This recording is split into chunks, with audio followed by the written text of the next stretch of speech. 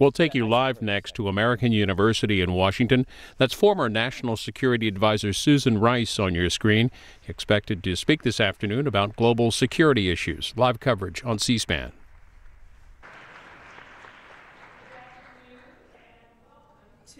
American University School of International Service. I'm so happy to be able to introduce both a good friend and a colleague here at AU. Ambassador Rice and I have actually also shared a title recently, and that title isn't president, and that title isn't ambassador, but it is actually guest coach of American University's women basketball team, who are Go Eagles, who are playing in the semifinals of the Patriot League tonight at 7 p.m. for anyone who would like to go over to Bender Arena this evening. So Susan and I each coached a game, and the team won both. So we were a bit surprised, I think both of us were a bit surprised when we weren't picked as Patriot League Coach of the Year this year, but we have accepted that our own coach, Coach Jebbia, actually was selected as the league's Coach of the Year. And it turns out that one of the criteria for Coach of the Year is that you actually have to coach more than one game. And Susan and I have duly noted that for next year. And while we didn't receive that honor, it is a special honor of a different kind that we are celebrating here today. And that is, we are celebrating 60 years of our School of International Service.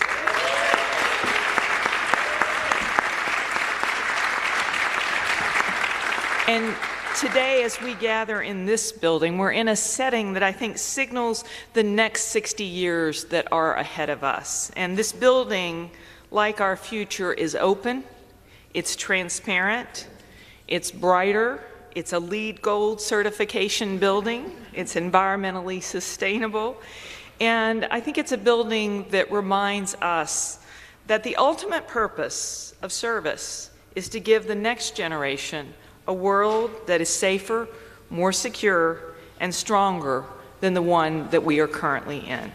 And building this kind of world depends on new generations of servant leaders, just like the kind that SIS educates and trains in these halls every day. And I want to thank our interim dean, Dean Christine Chen, for her leadership of this institution.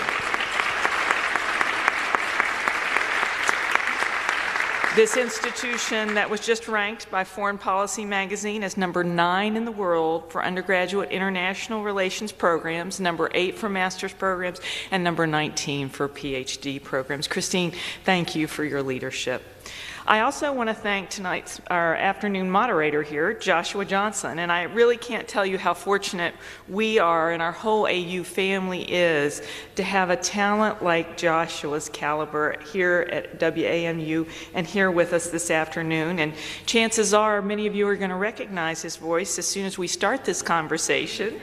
And Joshua can be heard almost every day from East to West Coast now as the host of the hit program 1A. The name of the show comes from the First Amendment. And in the words of Joshua and his team, it, quote, helps America look at itself and ask what it wants to be. So today he's going to help America look at its role in the world.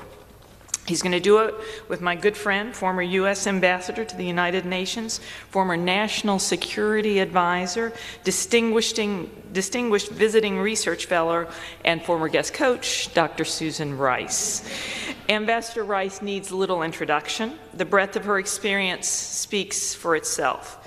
She's served 2 presidents, wrestling with some of the most challenging, complex, and compelling issues across the globe. She's worked tirelessly to advance our nation's interest while defending universal values and promoting respect for human rights. She worked with nations around the world to strengthen our common security and advance our shared prosperity. She comes to us today with a realistic assessment of the world's most complex and often borderless challenges, combined with a deep appreciation for the strength of cooperation and diplomacy. In short, she knows that we are strongest when we build bridges. I've had the privilege of knowing Susan Rice, the ambassador, the national security advisor, and also fellow student, because we were both Rhodes Scholars at Oxford, and we actually played on the basketball team together before she left Zimbabwe to conduct her doctoral thesis research. Susan was brilliant, driven, and always up for some fun, but those stories are better not told. She has been a great friend, a dedicated public servant, and she lives out her values. In a commencement address a couple of years ago, she told the young graduates to, quote, "Be an example and mentor to others.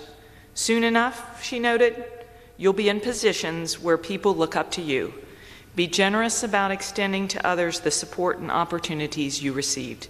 At American University, we're thrilled that she has extended that generous support to our own students and our faculty. And Susan, thank you for extending that generosity this afternoon.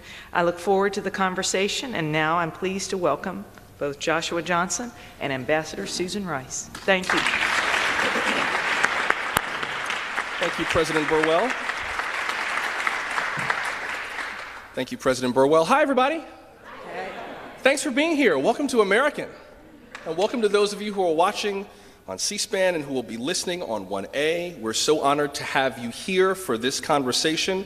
We will get to some of your questions momentarily, which quite frankly I'm looking forward to because I'm the new guy in DC, so I'm looking forward to learning from you as well as from the ambassador. I just want to make sure we're not allowed to ask about the fun you had over in Oxford. That's off the list, right? I think better kept off the list, yeah. Okay. And because President Burwell's also in her first year here, so. I might be out of questions then, so we might have to rely on you sooner than later. But what we will do is I'll put a few questions to the ambassador, other than the fun stuff. And then we'll give you some time to ask questions at the two mics. We'll get more to that in a little bit. I will try my best to get everyone out of here on time, I believe at 5:30, which gives us about 45 minutes. But I work in radio. I can do a lot with 45 minutes. Let's begin with something that just made news within the minutes before you and I came here to take the stage. President Trump just announced that he is signing a plan to impose new tariffs on steel and aluminum, 25% on steel, 10% on aluminum. Canada and Mexico are currently exempt pending the renegotiation of NAFTA. The president said that this followed a 9-month investigation led by the Commerce Secretary related to national security risks involved in America's steel and aluminum trade. The president said the U.S. Trade Representative Lighthizer can negotiate with nations on fair alternatives to this tariff based partly on, in the president's words, who's treating us fairly. He also said negotiations with China are ongoing, but, quote, I don't know that anything's going to come of it, unquote.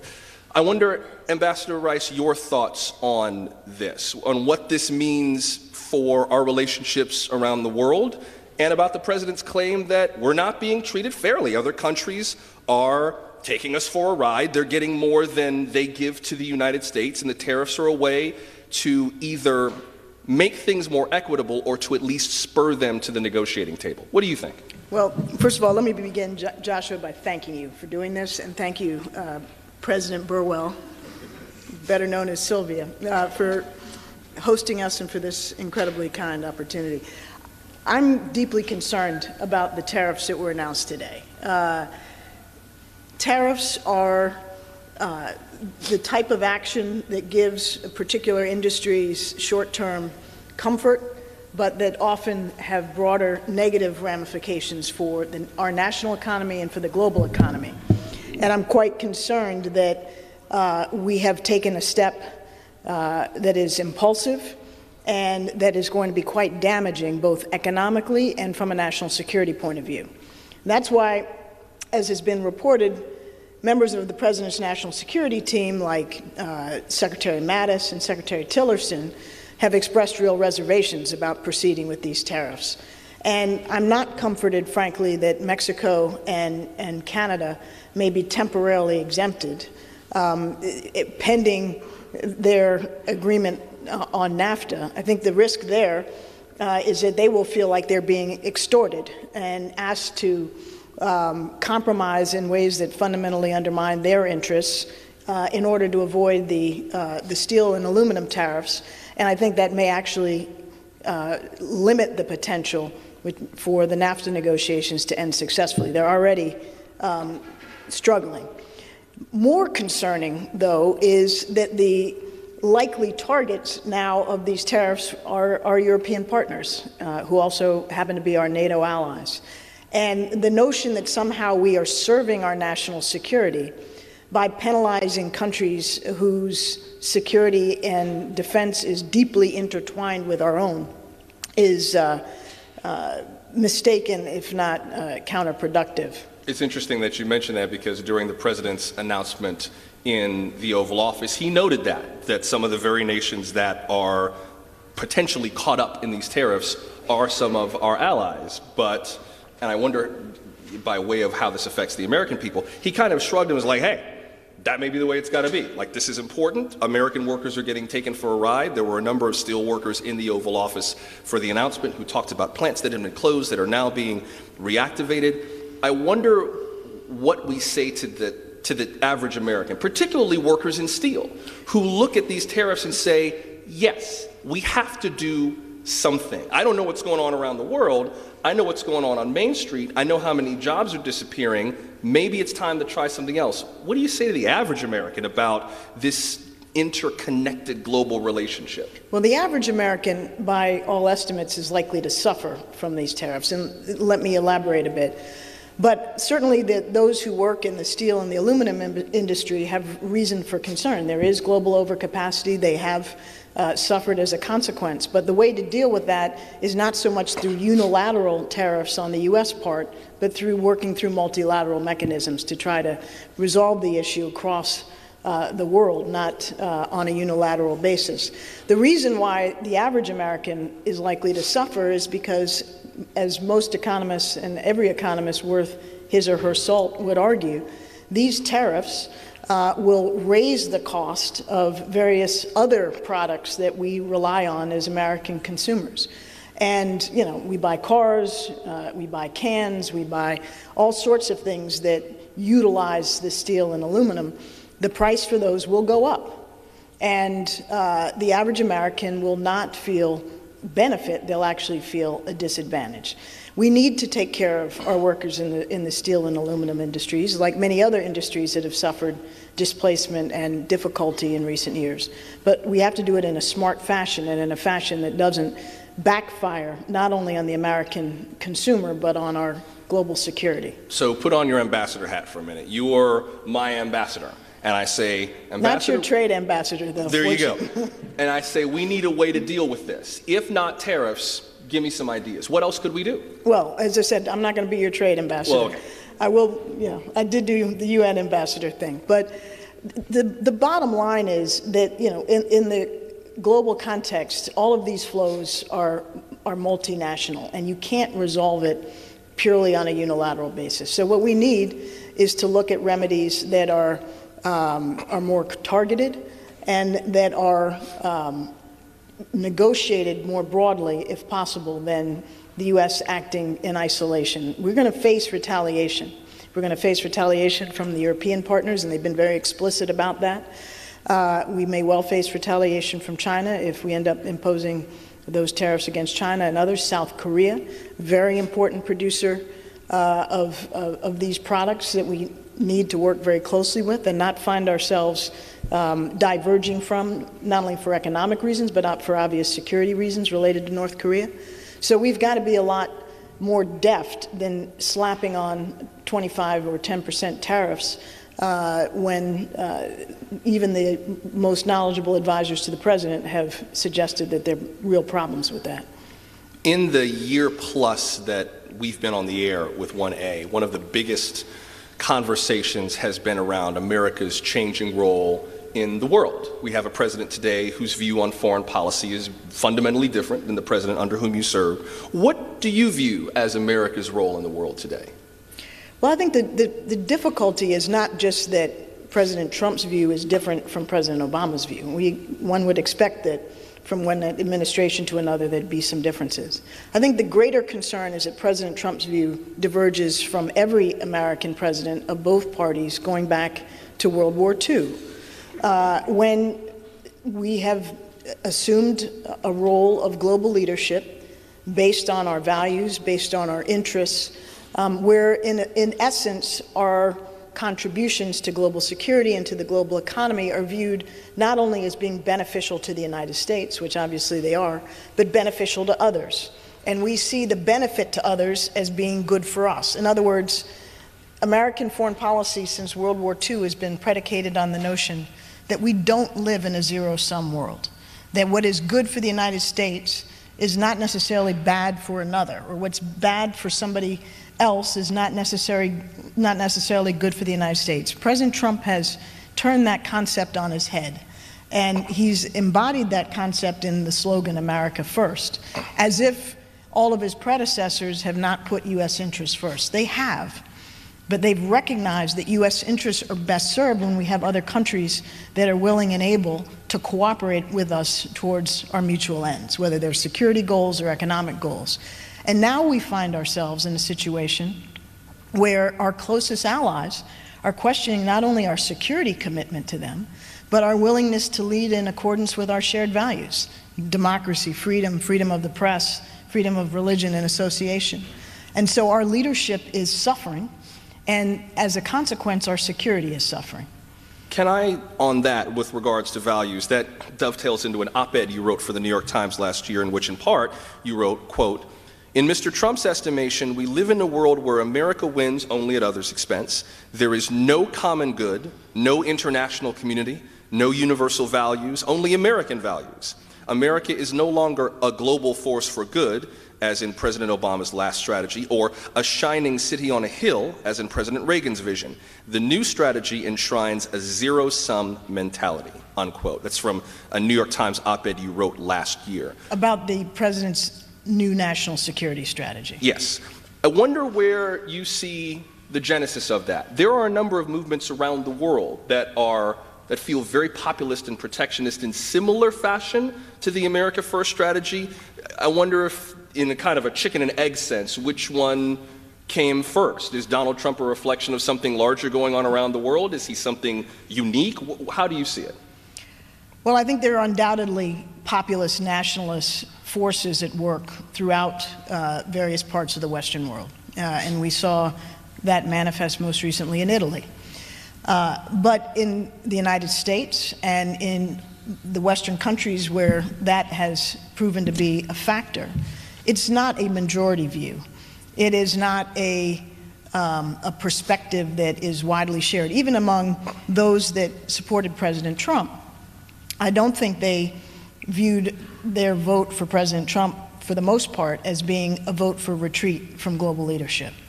Now, there are some undoubtedly who may have seen it that way, but I think we have to be mindful that there are forces, there are economic forces, there are social forces, there are population movements, there's conflict. There are a lot of things that are leaving people feeling more vulnerable and insecure. But the notion that we reinforce our security by putting up barriers, whether they're economic barriers or security barriers, and try to pretend that the rest of the world can be held at bay, fundamentally misunderstand the nature of the world we live in. We are past the point of being able to disentangle ourselves economically or from a security point of view from the rest of the world. And so in order to enhance our economic prospects as well as our security, we need to shape the world affirmatively. And we do so from a position of strength, because since World War II, we have been the country that has represented these universal values and that the world has looked to come together to deal with the toughest problems that we face. So in my experience, in my tenure in the Obama administration, we had to bring the world together to deal with things ranging from the Ebola epidemic to Russian invasion of Crimea and Ukraine to the ISIS threat. There were no shortage of global challenges that arise that need American leadership. And in the absence of American leadership, nothing, frankly, happens. Are there one or two in particular that rise to the top of the list of concerns, wherein if the world continues in this pattern of kind of protectionism and retrenchment, are there one or two that you're most concerned could come back to bite us if we don't maintain our international ties? I think there are any number. We don't know when the next unforeseen threat will arise, whether that is a pandemic, whether that's a new iteration of a terrorist threat, whether that's a proliferation risk, whether that's a conflict between two major powers that we and others have a great interest in trying to resolve. What we have learned through hard experience is that China's not going to step in to build the international coalition to solve the toughest problems. Russia's not going to step in to do it. Germany alone and the European Union even collectively can't do it. It's the United States. And when we don't do it, it often doesn't happen. Or what does happen is that you see the vacuum that we leave filled not necessarily in a constructive way, but in a self-aggrandizing way by players like China. So take, for example, our decision to withdraw from the Trans-Pacific Partnership Agreement, the 12-nation trade agreement that we negotiated under the Obama administration. High standards for labor and environment. 12 nations all agreed, and obviously early in the administration, the president decided to pull out. Well, that agreement was just signed and renegotiated and signed without the United States. It's our deal. Now we're out. The members who are in will reap the benefits. We will not. And China, which has long been promoting its own framework for trade in the Pacific, is the major beneficiary of our withdrawal. It will have great latitude to exert its influence and to shape affairs in the Pacific. Did that catch the administration by surprise? It seemed like during the 2016 campaign, even on the Democratic side, you had Bernie Sanders and Hillary Clinton who eventually said, no, the TPP is not such a good thing. I wonder how the administration reacted to that, especially the prior because administration. The prior administration, yeah. Well, we were partial to the Trans-Pacific Partnership Agreement of the view that it was manifestly in our interests. Trade has always been a tricky issue from a political point of view. It has long been the weight of trade has long been carried by a combination politically of Republicans on the one hand and moderate Democrats on the other. That has broken down, both on the Republican side and on the Democratic side. And so now the constituency in Congress for free trade agreements is far less certain and reliable. But the polling shows that the American people, on the whole, see the benefit of these kinds of high standards free trade agreements.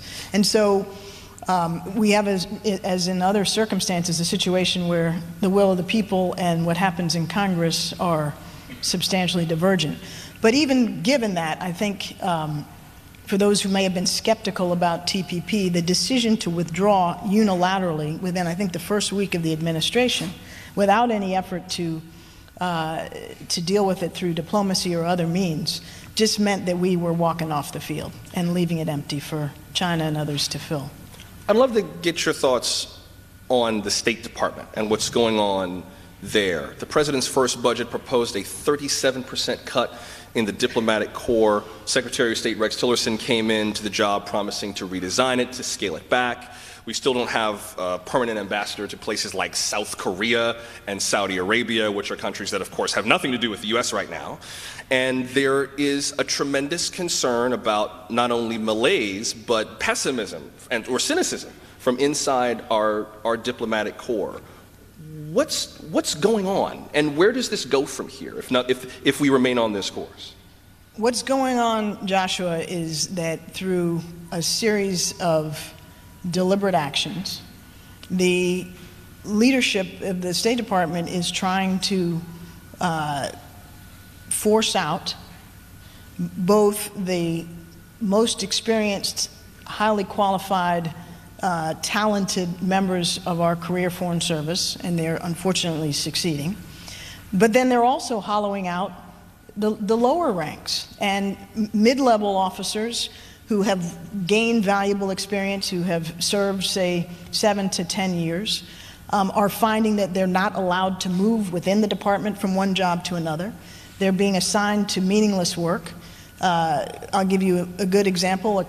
Somebody that I know who served very valuably in different departments of the United States as a civil servant, had been on detail to a different agency with a lot of very valuable experience gained in the process, came back to the State Department, and like many others is now languishing reviewing FOIA applications, which is sort of the purgatory that they send the talented mid-career officers to. And then on the lowest end of the spectrum, those who are trying to come in, they're making it very difficult for young people to come into the service, reducing the number of classes that are available for those who have to, the A100 class, which is the gating class that all new Foreign Service officers have to take.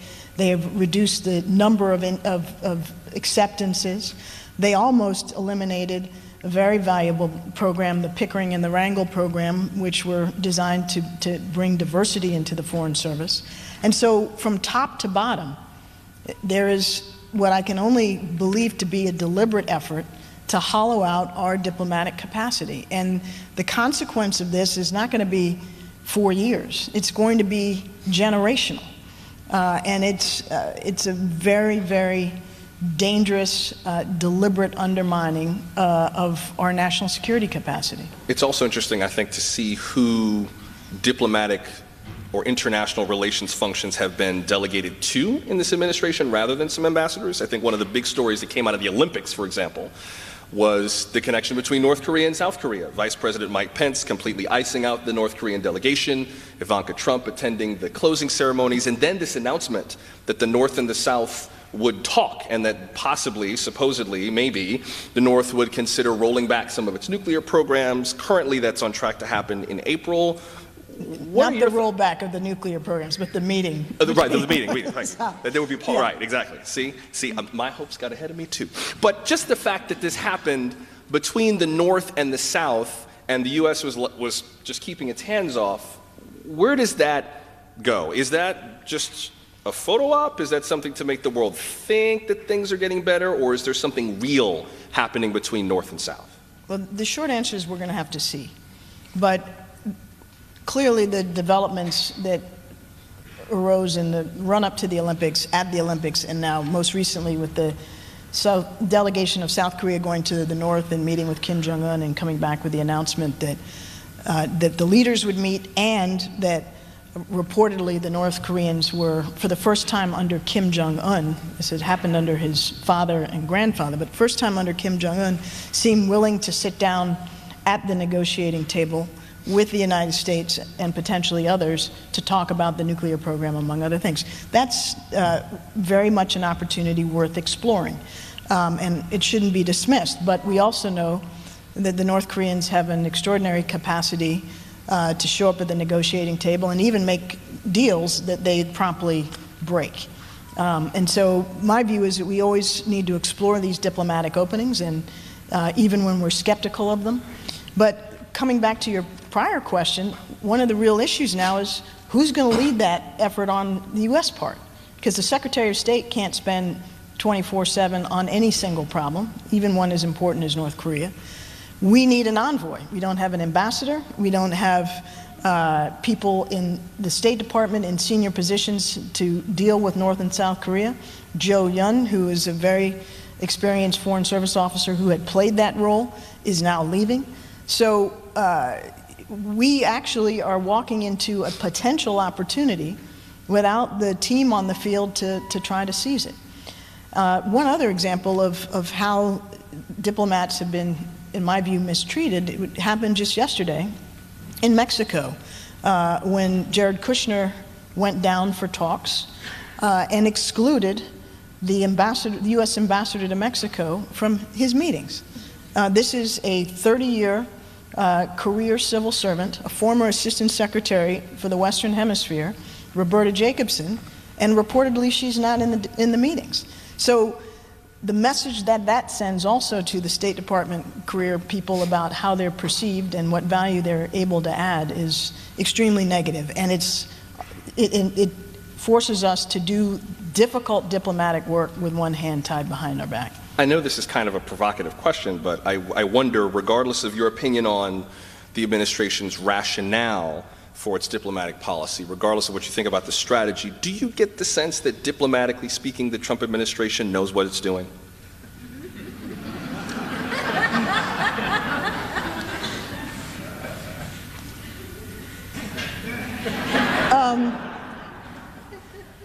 I wouldn't want to make such a blanket certification, no. I mean, I think quite seriously, the number of diplomatic challenges that we face is no less, arguably is more than in recent years. And yet we don't have the experienced personnel on hand, for the most part, able to deal with it. So given that we are now over a year into the new administration, plenty of time to have qualified people nominated and confirmed, we don't. And so that suggests, as does the President's budget request in his first budget and now again in his next budget, that there is a devaluation of diplomacy and development as tools of international policy making. And so I think those are self-evident facts that one can't dispute, and it leads you to ask why. And I worry deeply that the answer is that we have a president and administration that see the value of the military tools in our arsenal, which are very valuable, but don't understand that our power is best exercised when we employ all of the tools in our arsenal, which include not only the military, but the diplomatic, the development, and the financial. I wonder, in terms of the threats that we face, what you think in terms of the nation's prospects for dealing with our issues with Russia. There's been some recent reporting that said that the State Department was given $120 million to fight Russian meddling, and it has yet to put one brown penny into anything. There was a long period where the president hemmed and hawed or flat out denied that the Russia story was real, called it a hoax. There were also issues with one of your early successors, Lieutenant General Michael Flynn, who held his job for a very brief period of time, understandably so. I wonder what you see going forward in terms of America's efforts to deal with Russia, both its kind of overt, pushiness on the world stage, its desire to kind of grow its footprint, and some of the more covert activities, bots and election influencing and so forth. Where do you see that going? Well, I think there's no question that one of the most serious challenges that the United States, and I'd say the world more broadly, faces today is a Russia under Putin that wants to restore its czarist glory and is trying to do that deliberately at our expense and at the expense of Western democracies and Western values in as many places around the world as it possibly can. And in light of that, the fact that we don't have a clear and concerted strategy that involves both offense and defense to address that threat is staggering. The challenge we face is multifaceted. It's military. It's in conflict zones of importance like Syria and elsewhere in the Middle East. It's in Afghanistan. It's potentially on the border of NATO in Europe. And it's very clearly in their efforts to undermine our democracy and that of our Western partners. And there's no evidence that they have been deterred or dissuaded from doing this. And to have a president that has, to be generous, equivocated on the Russian threat, but for the most part denied it or downplayed it, to say that, to note that there is literally no publicly known strategy for dealing with the Russia threat to our 2018 elections, and Congress has not been able to exert the kind of pressure or leadership, despite its efforts, that might spur the administration to do what it should do. It's extraordinary. And we have precious little time to build up our defenses. We have elements of our intelligence community saying they've been given no mandate to employ our offensive capabilities. And so we're really sitting here watching, Putin put on his videos of attacks with new weapons hitting Florida and, and whistling, through the graveyard. I do want your sense of what kinds of things we might be able to do, but first I want to make sure I invite you, if you do have questions that you'd like to share with Ambassador Rice, to line up at the two mics left and right. Before you stand up, by the way, does anybody have a good question that that they're thinking about? Anything percolating? One or two? Okay, all right. Feel free to line up at the mics. My only request, my only rule whenever I do audience Q&A is to please be generous with our time. One of the things I love about being at a university is that there are people who know a lot more than I know. So the potential to learn from you is great, and the potential to learn from the other people who have questions to ask is great. If you exert a certain generosity with all of our time, we can learn more from one another than we would if you spent more time asking a question that could be concise. That's extremely diplomatic. I'm trying, you know? It's rubbing off. It's rubbing off. I'm impressed. So please do be generous with our time as you line up at the mics left and right, and I will start calling out questions in just a minute. So please go ahead and line up. To the question about Russia, give us a sense of some of the things we could do. You mentioned that there are some offensive things we should be prepared to do, defensive things that I presume we could start doing right now. What might those look like? Well, in the first instance, make sure. Go ahead. Sorry. Yeah. There we go. I think we got you. Okay. Yeah. We need to make sure that there is not the capacity for the Russians to tamper with our voting systems in each of the individual states. And that process began in 2016, but it hasn't, to at least the public eye, advanced a great deal since. And so we really need the Department of Homeland Security and the other elements of our system to be working very aggressively with the states to help them improve the security of their own systems. That's one. Secondly, the Russians need to feel some pain for what they have done. They need to feel that this has cost them to an extent that they think twice about continuing or doing it again. And we have not imposed sufficient pain. We did impose sanctions at the end of the Obama administration, which were an important and broad-based first salvo, but nothing has come subsequently. And even though Congress has voted to impose sanctions, the administration has not yet done so. They're suggesting that they may do something in coming days, and I certainly hope that's the case. But it better not be just a pinprick. It needs to be a serious, active effort to punish Russia for what it's done, because otherwise there's not going to be any incentive for them to reconsider their approach. What might that punishment look like? Or what form might that take? Economic sanctions. Economic sanctions. Among, we have other things we can do, but that is the most visible, tangible, and I think necessary set of steps that we must take. In the offensive realm, I'm not going to get into great detail on that, but we have important capabilities that we can employ should we choose to. And I think we at least need to be having internal discussions about the timing and the wisdom of doing that. And then we need to be working with our Western partners, particularly in NATO, to learn from what they have experienced, share lessons ourselves, and collectively work to enhance our defenses, both our cyber defenses and our political defenses, quite frankly, to deal with the Russian threat. Shall we take some audience questions? Sure. I think we should. Please do introduce yourself, your name, where you're from. Let us know if you're part of the AU community, and then fire away with your generously worded question. Yes. Hi, my name is Metin. I'm a master's student in mathematics here at AU in the College of Arts and Sciences. Yesterday, the U.S. Holocaust Memorial Museum revoked a prize it had given to Aung San Suu Kyi in response to the genocide, well, what the UN has called a genocide in Myanmar. As someone who worked in the administration when Myanmar transitioned into a democracy and Ms. Suu Kyi came to power, I was wondering what you thought of that, even given her limited control over the military. Well, I think what's happening in Myanmar is abhorrent and of extremely grave concern. And whether you want to call it mass atrocities or crimes against humanity or genocide, it's on that spectrum and it's horrific.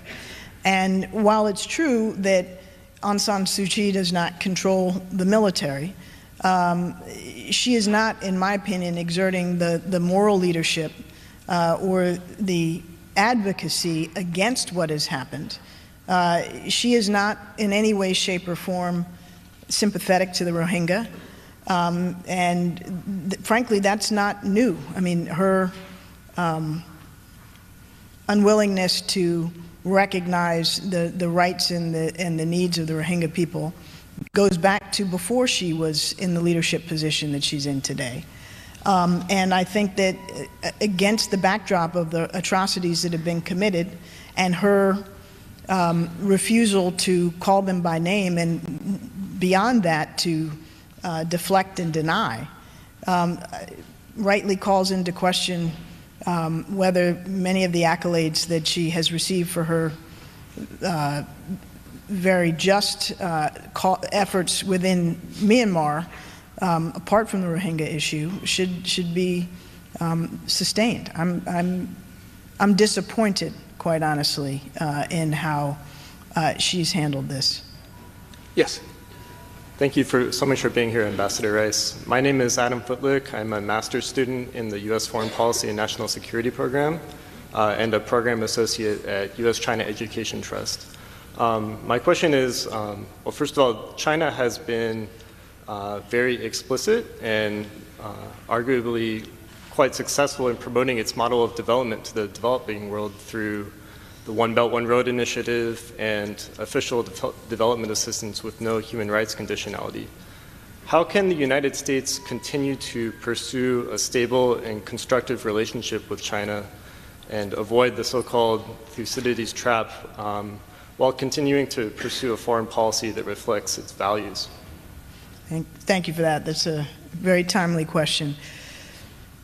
We have a long experience in dealing with the complexities of the U.S.-China relationship as China's economic and military strength have grown, as well as its influence around the world. And in the prior administration, we took the view that China was most definitely a competitor, particularly an economic competitor, but also at present and in the future a security competitor, certainly a competitor for global influence.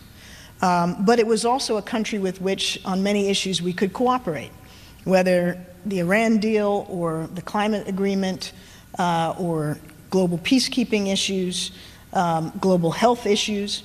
We have demonstrated a capacity that in our mutual interests to work together on important global issues and to resolve some difficult bilateral issues effectively as well.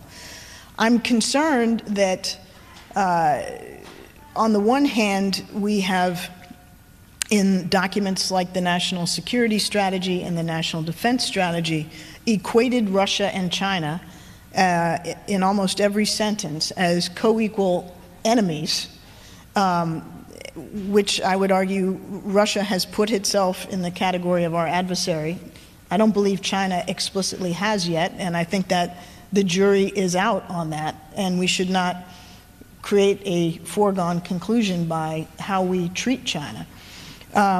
We know how to manage that relationship if we do so deftly with very hands-on engagement at the highest levels, and we see both the competitive aspects of the relationship clearly as well as the potentially cooperative aspects. But when it comes to things like One Belt, One Road and global competition for influence, China is not doing anything new. It is the United States is doing something new. And that new thing is what we started the conversation on, which is basically walking off the world stage, cutting back our assistance, cutting back our diplomatic capacity, refusing to advocate for our values and for democracy and respect for human rights. We've sort of gone into a shell. And in the meantime, China is saying, well, hey, you know, it's a wide open field for us now. And that's very dangerous. It's dangerous to our leadership, it's dangerous to our security, and it gives countries, whether in the developing world or elsewhere, no difficult choices to make.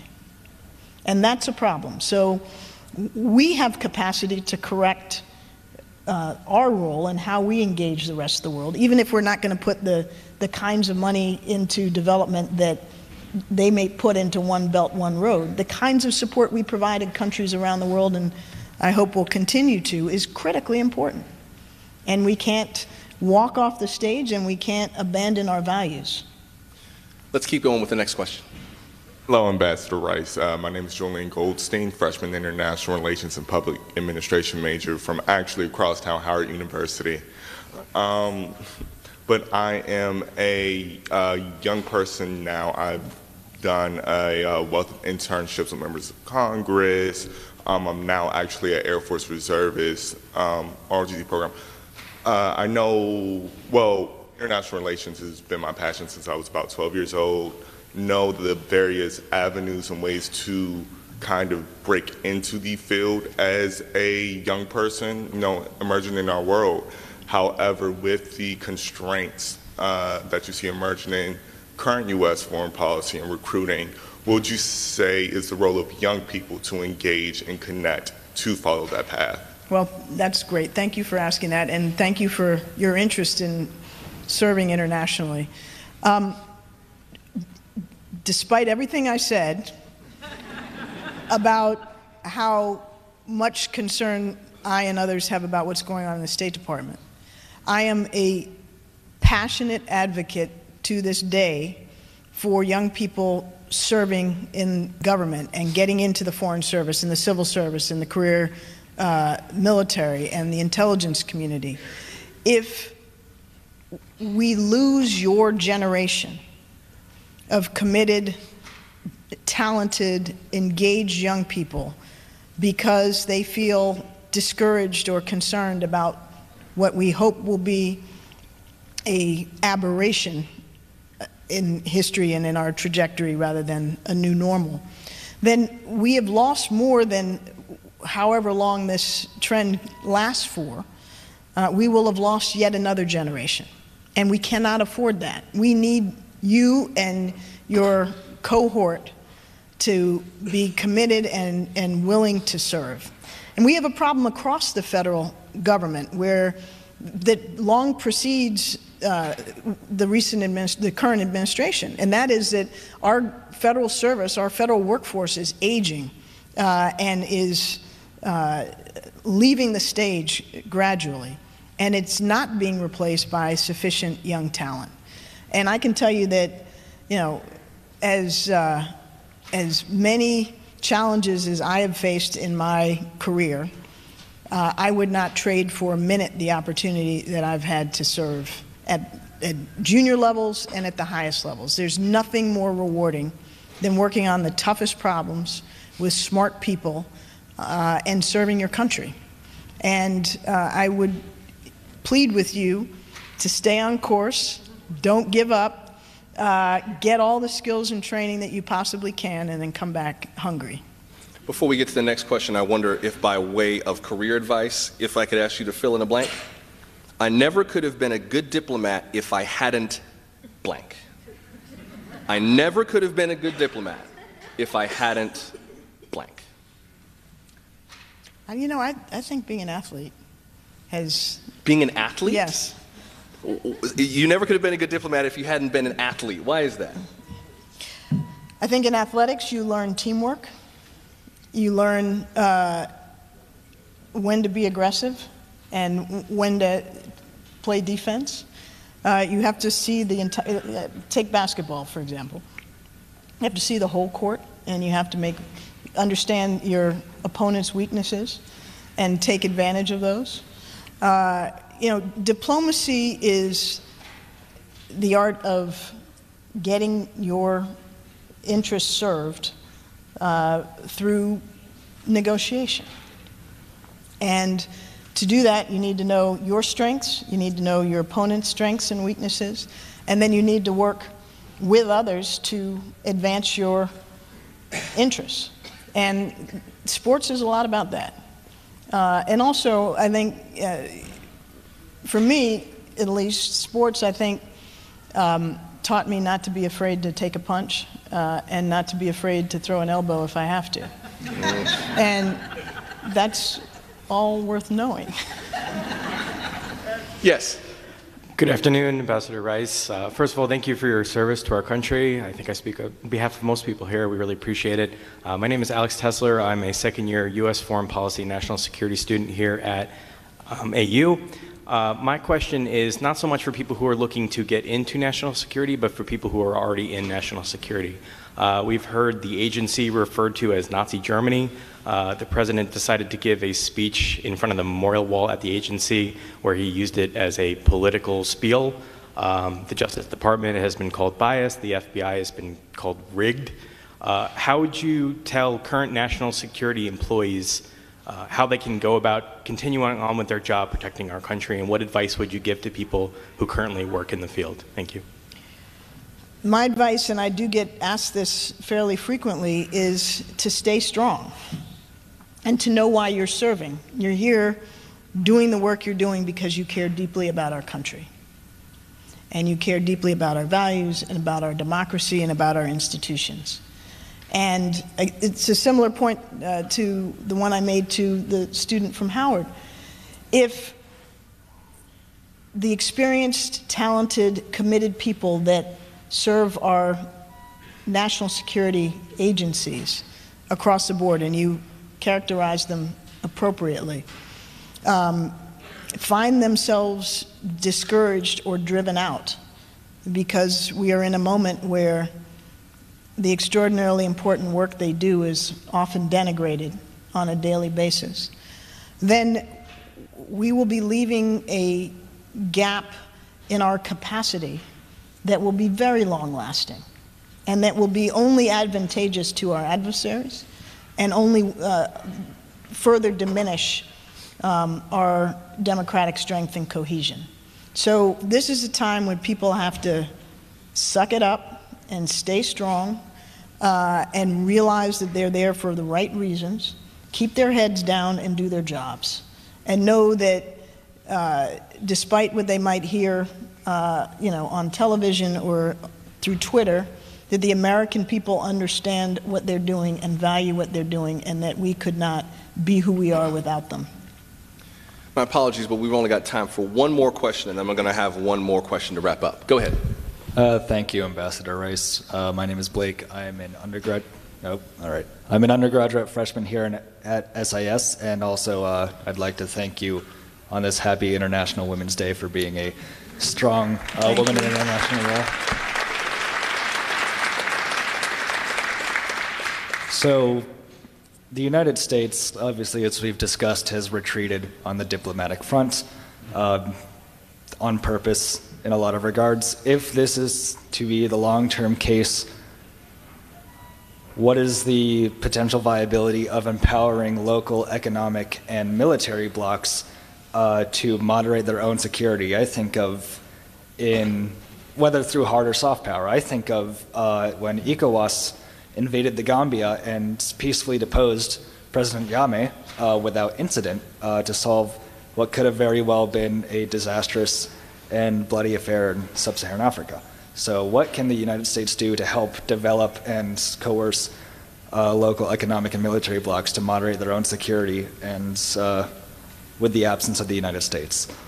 Hey, first of all, if the United States is absent on a long-term basis, we're all in deep trouble. So I like to hope and believe that this is a temporary state of affairs rather than a long-term one. But even when the United States is leading robustly internationally, we have a real stake in building the capacity of local, or I would call them regional, elements to bear greater responsibility for their own security and as well as their economic development. And so I like the example you raised of ECOWAS. There are many others within Africa and beyond. There's SADC, there's IGAD, there's a number of regional groupings, and then there is the African Union itself, just to talk about Africa for a minute. All of those entities, from the regional to the continental, are valuable, and we have a stake in strengthening their capacity. And over the years, the United States has invested significant resources in trying to build the capacity, not just military, but economic and diplomatic and otherwise, of regional entities and continent-wide entities like ECOWAS and the African Union, for the right reasons, because we can't do everything, we shouldn't have to do everything, and we are better off when others can do more, particularly in their own backyards. That's not a function of whether we're leading to our fullest capacity or not. We have that interest, and I hope that in the current context, where we may be less present in parts of the world that would expect us to be there, that we will continue to be able to catalyze their own interest in building their regional capacity to take on these challenges. But it is a capacity that we need regardless of the nature of American leadership. Last thing I would ask simply is just what's next for you? The 2018 midterms are coming up. What's that got to do with anything? Well, some people vote. Definitely vote. Definitely, everybody definitely vote. Please, yes, indeed. Please. I wonder especially the students. Absolutely, absolutely. I wonder what's next for you, whether you will be at all politically active, helping Democratic candidates or helping with Democratic advocacy, whether you are content to hang out at AU and teach and kind of take a break for a while. What's next for you? Jeez. Well, first of all, I am content to be at AU, and I'm grateful to be at AU. And I didn't mean to say break like she shifted into first gear. I didn't mean... This is what's wrong when the president of the university is looking at you going, what? Sorry, go ahead. AU's all good, and I'm very happy to be part of the SIS family. But more broadly, I'm writing a book, and I am doing some speaking, and I'm writing on national security issues as the spirit moves me. And I am happy now to be living a life where I'm in control of my own schedule. I can go see my daughter's basketball and soccer games and go visit my son at college. I can hang out and have dinner with my husband. And my life is my own. So I'd like to keep it that way for as long as I can. That does not preclude helping fellow Democrats do what I believe we must, which is to put in a very strong performance in the midterm elections. And I will do my part in probably ways not very visible to be of assistance where I can. To be candid, think of myself as less of a political person and more of a policy person. But I have chosen to work in policy by virtue of being a political appointee. And I am a Democrat. I'm proud of that, and I want to see Democrats succeed. But more importantly, I want to see our country come together and us across party lines reaffirm our commitment to our core founding values. And I'm worried, profoundly worried, that we're in a period where we're being pulled apart, not only on the basis of party, but on the basis of geography and religion and race, socioeconomic divisions, and that as a consequence, we are being weakened from within. And if I have an even bigger mission than any partisan mission, it's to be part of trying to find ways to heal our national fabric. And to those Democrats who are running in districts, say, that flipped from Obama to Trump in 2016, who are dealing with voters who are saying, I finally feel proud of my country. I feel like I have a president who is going to make America great again. I feel like Washington is paying attention to me. I feel like I'm being validated. I feel like the world is finally on notice that a new day has come. For Democrats who are trying to win those people back, what would you say to them? What is it that Democrats need to say to those voters who now feel like the White House is paying attention? Well, first of all, to the extent there are voters who feel that way, I'm happy for them. But I think the real question is, do they feel that way because the words are compelling or because their circumstances have improved? Because I think one of the risks we face is that a lot of big promises have been made to people who have felt that they have suffered as a result of our economic transformation or dislocations.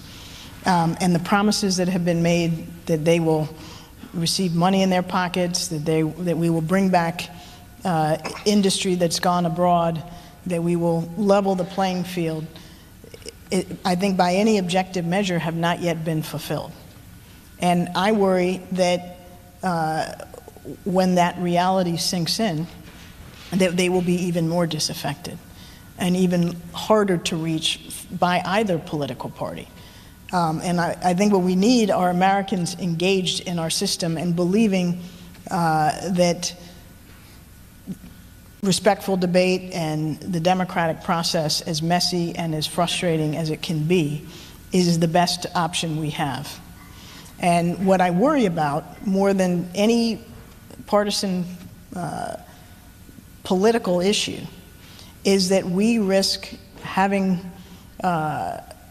young people and older people coming to the conclusion that they needn't be vested in our democratic institutions, that there are alternatives that are worth trying. And we see those modeled in some other parts of the world, and they are very, very different from what we have long valued and stood for, and what I think is right. And so I'm much more worried about, if a voter is happy with his vote or her vote, good on them. But if they get their hearts broken and they come to conclude that there is no form of government in Washington that will serve their interests, then we're in real trouble. And that's what I hope we can avoid. It's been a pleasure spending this time with you. Thanks very much. Thank you so much, Joshua. Ladies and gentlemen, Ambassador Susan Rice. Thank you. Thank you.